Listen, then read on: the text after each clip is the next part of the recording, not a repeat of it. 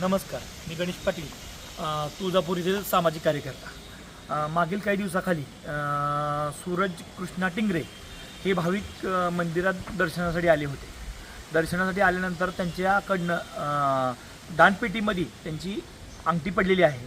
अंगठी पडल्यानंतर त्यांनी 19/10/2025 रोजी मंदिर संस्थांना पावती व त्यांनी जी काही अंगठी पडली ती दानपेटीची त्यांनी सर्व काही लिखित स्वरूपात त्यांनी कळवलं. मंदिर संस्थांनं काही दिवसानंतर त्यांना एक लेटर काढलं आहे की मंदिर संस्थानं असं लेटर काढलं आहे की त्याच्यामध्ये असं उल्लेख केला आहे की मंदिर संस्थान जो आहे दानपेटीची एखादी जर वस्तू पडली त्याचा मंदिर संस्थानं असा ठराव केला की दानपेटीत एखादी वस्तू जर पडली ती चुकून जरी पडली असली तर ती वापस देता येत नाही. ही चुकीची गोष्ट आहे. एखाद्या भाविकाची जर एखादी वस्तू चुकून जर एखाद्या दानपेटीत जर पडली असेल आणि त्याने जर त्याची पुरावे तिथे दिले असतील तर माझं असं म्हणणं आहे सामाजिक कार्यकर्ता म्हणून मी आज त्यांना निवेदन पण दिलेलं आहे या अनुषंगानं की ती वस्तू वापस दिली पाहिजे. हे त्यांचा ठराव जो आहे मंदिर संस्थानं घेतलेला तो चुकीचा आहे.